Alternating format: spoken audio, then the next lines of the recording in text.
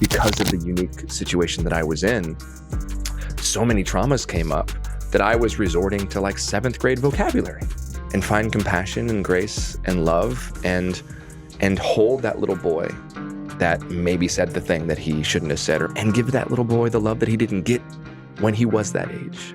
I'd be fighting alongside them, but my calling is to one day host a podcast that monetizes the women's movement. There are so many low-key jabs at Justin Baldoni, hidden in Deadpool and Wolverine, and we're about to break them all down. Ryan was feeling some type of way about Blake and Justin's on-screen chemistry, so he went all in, roasting Justin every chance he got. But what Ryan didn't realize? Blake had been exaggerating and straight up making up stories just to turn Ryan against Justin and snatch his movie. But that plan blew up in Ryan's face, and now his whole image is taking a serious hit. So bad, he might have to answer for it in court. Now let's go through every Deadpool moment where Justin Baldoni got dragged. First up, we got this scene where Deadpool gets a little too much attention from a costume designer. This is actually a nod to how Blake had Justin ship all the wardrobe to her house, just so she could have him try things on there instead of at the studio. And if that wasn't enough, it's also a slick reference to some raw footage Ryan saw. Footage that just so happened to focus real close on Blake's behind during that dance scene. FYI, your tailor is a predator, but I love it. Now, this line right here, it's important because Ryan is taking another shot at Justin, just like he did twice before. First time, Ryan straight up called Justin's personal agent, went off on him over the phone, and labeled Justin a deranged predator. He even pressured the agent to drop him completely. And since they're repped by the same agency, it was way too easy for Ryan to make that call. Oh, and let's not forget, Ryan also told Justin not to show up to his own movie premiere, claiming nobody wanted him there. Then came round 2. At the Deadpool and Wolverine premiere, Ryan pulled an executive from the same agency aside and again pushed the narrative that Justin was a predator. And with the kind of pull Ryan's got, it's no shock they actually dropped Justin, even though he had just pulled off the biggest box office success of his career. Make it make sense, but at the end of the day, we all know who's really running the show. Go ahead. Treat yourself. Do you like what you see? My eyes are over here. That guy knows what I'm talking about.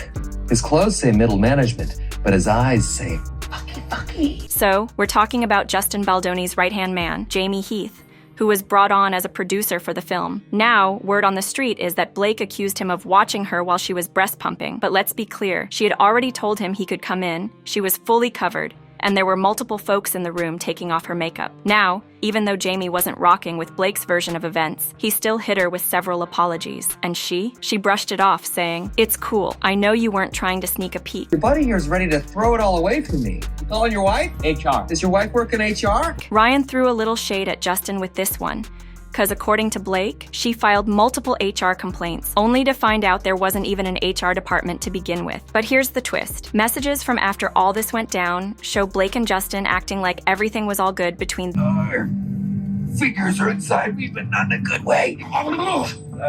My brain could taste your fingers and they tasted like hate. And where in God's name is the intimacy coordinator? This right here is a direct shot at Justin's company, Wayfarer Studios, the same one Blake Lively called out in her lawsuit for not having an intimacy coordinator. The wild part? So many jokes in this movie are literally pulled straight from It Ends With Us. But let's be real, Justin did hire an intimacy coordinator. Blake knew about it, and when he met with her, he even took notes to bring back to Blake. In July 2023, Ryan posted this for Sandra Bullock, saying, "For your birthday, I got us intimacy coordinators, an HR department, and clothes." Then he also posted that dog pool scene with the intimacy coordinator on set. And let's not forget the "every morning she stickered tongue down your throat" comment, basically shading what Blake said in her lawsuit. She claimed Justin kept making her do kissing takes over and over again without a coordinator. But truth be told, Justin wasn't even in the wrong, because SAG protocols don't require one for regular kissing scenes. It's mainly for actual physical intimacy scenes. Then there's the part where Blake straight up lied in her lawsuit about a scene where she claimed Justin was acting out of character. She said he dragged his mouth from her ear to her neck, whispering, "It smells so good," and none of it was scripted. But in reality, he was literally just following the script, trying to be romantic in character. Meanwhile, she kept breaking,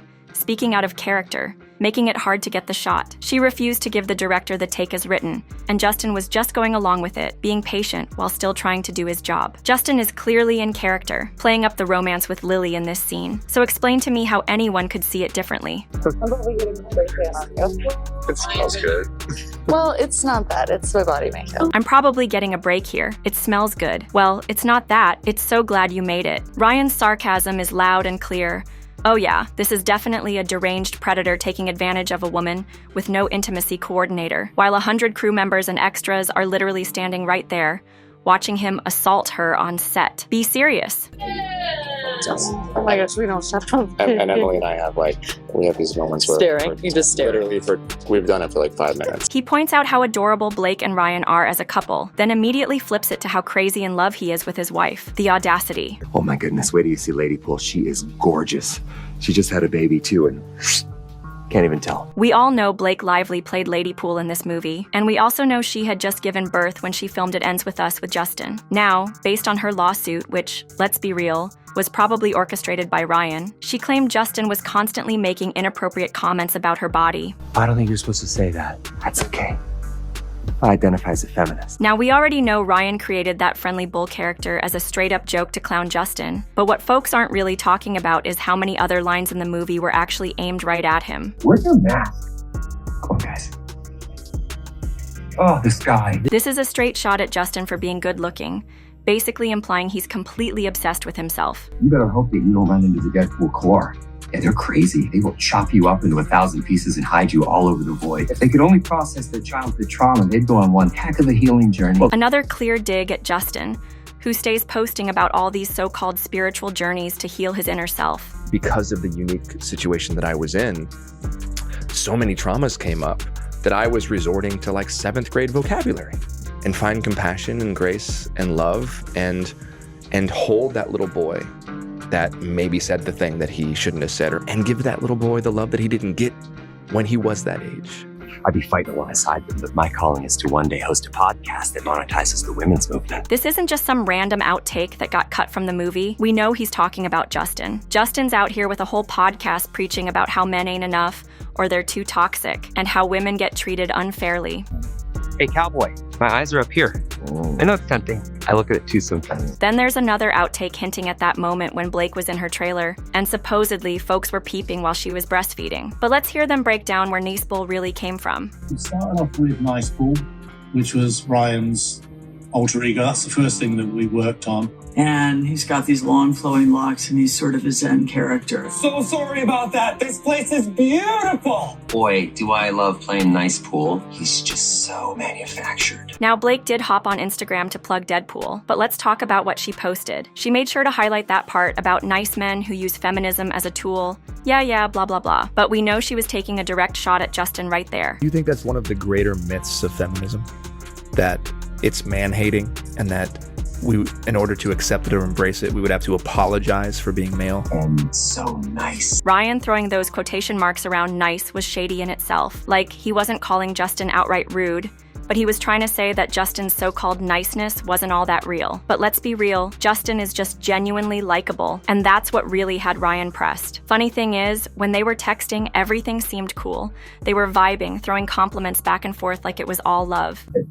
By the time his head is just blown clean off of his body, you're breathing a slight sigh of relief. Word on the street is that Nicepool's scenes were filmed after the strike, right after Blake and Ryan had that sit-down with Justin to keep It Ends With Us rolling. The movie's director, Sean Levy, spilled that a lot of improvisation went down on set, even though plenty of the dialogue came straight from Blake Lively's list of must-haves for her to get back to filming. Now, the character was in the original Deadpool script, but originally, he was just a younger, buffer, and supposedly better-looking version of Ryan Reynolds. No mention of a hair bun or all that feminist energy.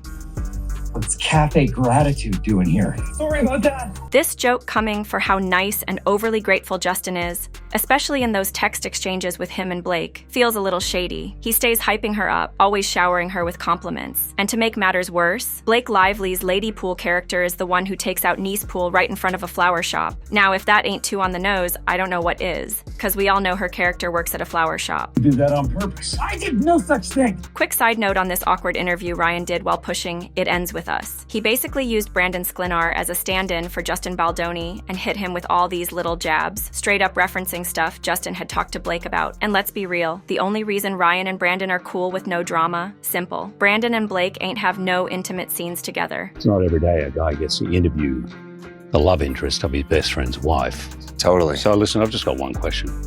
What the hell are you doing messing with my best buddy's wife? I want to say Hugh Jackman had no clue they were out here openly clowning Justin Baldoni in this sketch. But then, they went right back to exaggerating just how nice Justin is, and tied it straight to this Nicepool character again. Who's y'all like? The way he finds the light? No, it's like the light finds him. It's just like, That's exactly right. That's it. I was expecting not to like him. Oh, yeah. But he is so nice. the nicest guy. So Ever since funny, you're nice, but charming, he's- kind. Yeah. What a Oh my wonderful God. guy. Legal disclaimer, y'all. I'm just out here reacting to what I find on the internet. Everything is alleged, rumors, gossip, and other folks' opinions. Nothing has been proven as fact or reality. Everybody's innocent until proven guilty.